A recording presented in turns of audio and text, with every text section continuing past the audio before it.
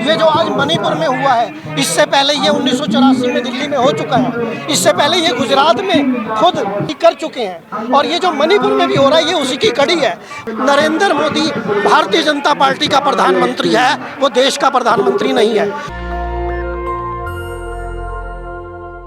जब एक आम कार्यकर्ता थे, मैं तब से उनको जानता हूं। मैंने खुद 11 अशोक रोड पर उनका इंटरव्यू किया था और उनको बाकायदा कहा था कि आप कुछ ऐसा करें जिससे कि देश के लिए कुछ हो सके। उससे पहले कांग्रेस की सरकार हुआ करती थी। आप देखिए 1947 से लेकर अब तक पहले भारत को बांटा गया, बांट के तोड़ा गया और तोड़ के राजनीति की गई, केवल राजनीति की गई। कभी भी जनता के लिए सभी काम नहीं हुए। आप देखिए ये जो आज मणिपुर में हुआ है, इससे पहले ये 1984 में दिल्ली में हो चुका है, इससे पहले ये गुजरात में खुद कर चुके हैं, और ये जो मणिपुर में भी हो रहा है ये उसी की कड़ी है। भारत में एक बात नेताओं ने ये पक्की कर ली है कि हम देश की जनता को आपस में लड़ाकर, हिंदू मुसलमान सिख ईसाई को आपस में लड़ाकर उस पर राजनीति करेंगे। और यही राजनीति अभी बीरेन्द्र सिंह कर रहा है, जो मणिपुर का सीएम है। उसने ये काम नरेंद्र मोदी से सीखा, उसने ये काम इंदिरा गांधी से सीखा।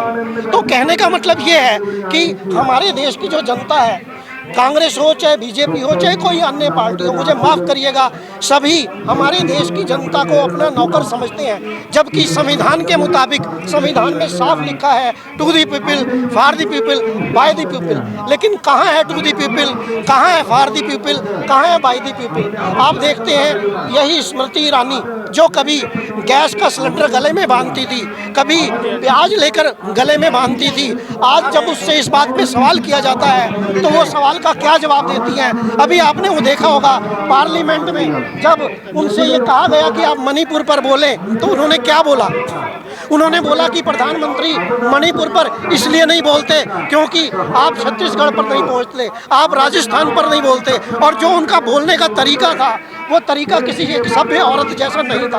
मंत्री तो एक बहुत बड़ी बात होती है, एक सभ्य औरत वाला भी काम उन्होंने नहीं करके दिखाया। जहाँ तक नरेंद्र मोदी जी है, नरेंद्र मोदी जी से जब ये सवाल पूछा गया, अरुण देव जी जो आपने बात की 37 सेकंड में, उन्होंने मणिपुर का नाम तो लिया, लेकिन कब लिया? 80 दिनों के बाद। और वो भी साथ में क्या जो बोल दिया कि छत्तीसगढ़ और राजस्थान की भी बात करें। असल में नरेंद्र मोदी भारतीय जनता पार्टी का प्रधानमंत्री है, वो देश का प्रधानमंत्री नहीं है। क्योंकि अगर वो देश का प्रधानमंत्री होता तो वो देश की बात करता।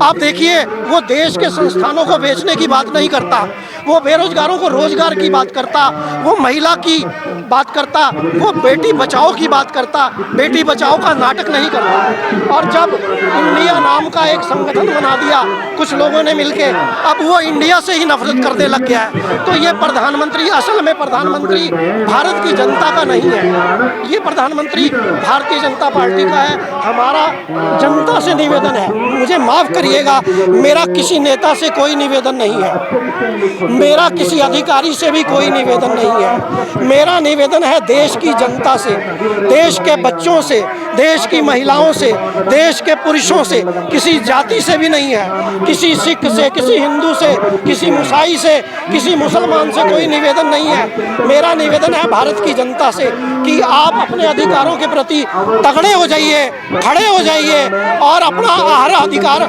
मांगिए, क्योंकि वो अधिकार आपके अपने अधिकार हैं। आप किसी से जो मांग रहे हैं वो आपका अधिकार है, आपका हक है, आप भीख नहीं मांग रहे हैं। तो आप सबसे ये निवेदन है, खास तौर पर मैं ये कहना चाहूँगा, मांग है मेरी कि सभी पत्रकारों को जो प्रमाणित नहीं हैं उन सबको कम से कम सरकार को 20,000 रुपये महीना देना चाहिए। इसलिए क्योंकि वो खून पसीने की कमाई से अपने बच्चों से लड़के, अपनी बीवियों से लड़के यहाँ पर आके सबकी सेवा करते हैं। तो जनता, अगर सरकार नहीं कहती तो मैं जनता से निवेदन करूँगा, जहाँ जहाँ आपको कोई पत्रकार मिले उसकी मदद करें, उसकी मदद करें। आपका बहुत बहुत धन्यवाद, आप सभी का बहुत बहुत धन्यवाद। नमस्कार, जय हिंद। नेशनल दस्तक की आपसे गुजारिश है कि अगर इसको बचाना चाहते हैं तो नेशनल दस्तक को सब्सक्राइब करने के लिए रेड कलर के सब्सक्राइब बटन को दबाएं, फिर बेल आइकन की घंटी दबाएं।